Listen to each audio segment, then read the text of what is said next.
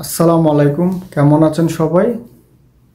তো আজকে কিছু বিষয় নিয়ে কথা বলবো যে আমাদের সৌদি আরবে আসার ক্ষেত্রে যে সমস্যাটা সবচেয়ে বেশি হয়ে থাকে এবং যে সমস্যার কারণে আমাদের বাংলাদেশে অনেক ভাইয়েরা বিভিন্ন মানে আসার পর সৌদি আরবে আসার পর বিভিন্নভাবে সমস্যায় পড়ে এবং বিপদগ্রস্ত অবস্থায় বর্তমানে আছেন।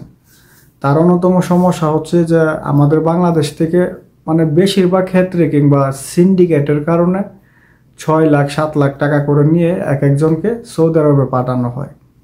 তো সেক্ষেত্রে আমি জানি যে আমার দু চারটা কথা কিংবা এখানে বকবক করে আমি কোনো কিছু করতে পারবো না, তারপরও আমি আমার পক্ষ থেকে আমি এই দেশবাসীর কাছে এবং বর্তমান সরকারের কাছে আমি অনুরোধ করব যে আপনারা সবাই এই প্রবাস ক্ষেত্রটাকে আপনারা সহজ করে দেন। এতে করে আমাদের বাংলাদেশটা যে 5 বছর পর কোথায় যাবে আপনারা নিজেরাও চিন্তা করতে পারবেন না। যে আপনারা এটা চিন্তা করেন যে প্রবাসে আসলে বাংলাদেশের রেমিটেন্স যাবে, বাস এতটুকুর মধ্যে আপনারা সীমাবদ্ধ থাকেন। এখন আপনাদের তো এটা চিন্তা করা উচিত যে একজন মানুষ প্রবাসে যদি 6 লাখ টাকা দিয়ে আসার পর যে যে ব্যক্তিগুলি প্রবাস থেকে 6 মাস কিংবা 5 মাস পর অবৈধ হয়ে বাংলাদেশে চলে যায়, তো তার যে কি ক্ষতিটা হয়, এই ক্ষতিটা কি দেশের জন্য প্রভাব ফেলবে না? এই ক্ষতিটা কি তার পরিবারের জন্য সমস্যা হবে না? তো আমি আসলে কি বলবো, আমি শুধু এটাই চিন্তা করি যে আমাদের বাংলাদেশের এই সমস্যাটা কখন দূর হবে কিংবা এই বিপদ থেকে আমাদের বাঙালি জাতি কখন মুক্তি পাবে, এটাই আমি সবসময় চিন্তা করি। তো সরকারের কাছে এটাই বলবো যে মধ্যপ্রাচ্য সহ সৌদি আরবের মতো বিভিন্ন রাষ্ট্রে সর্বোচ্চ 80,000 টাকা করে কর্মী পাঠানোর জন্য উদ্যোগ নেওয়া হোক এবং আমাদের বাংলাদেশের পার্শ্ববর্তী রাষ্ট্র ইন্ডিয়া যদি 50 থেকে 60,000 টাকা দিয়ে পাঠাতে পারে, তাহলে আমাদের বাংলাদেশ থেকে কেন পারবে না? এটা হচ্ছে আমাদের দেশের কাছে আমার প্রশ্ন এবং বর্তমান যারা দায়িত্বে আছেন তাদের কাছে প্রশ্ন। তো দুর্নীতিমুক্ত দেশ যদি আপনারা গড়তে চান কিংবা দুর্নীতিমুক্ত দেশ আপনারা যদি দাবি করেন, তাহলে সবচেয়ে বড় যে দুর্নীতি, এটা অবশ্যই আপনাদেরকে সমাধান করতে হবে।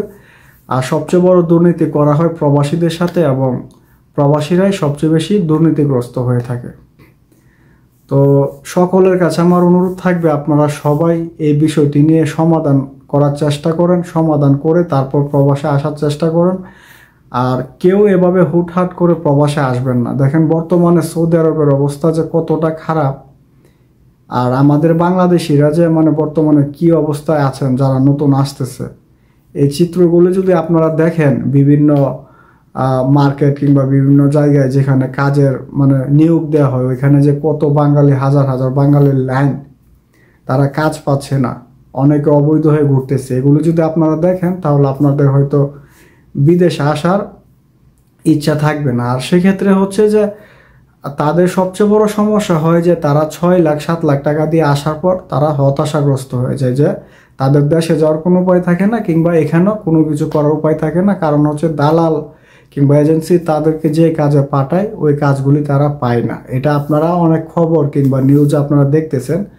তো এগুলি থেকে আপনাদেরকে সতর্ক হওয়া উচিত যে আপনি মনে করলেন যে আপনি বিদেশে আসলেন আপনার সব কিছু সমাধান হয়ে গেল, এটা কিন্তু এমন না। আপনি যদি সঠিক পথে বিদেশে না আসেন কিংবা সঠিক কাজ নিয়ে না আসেন, তাহলে বিদেশে আসার পর আপনি আরও সমস্যায় পড়বেন।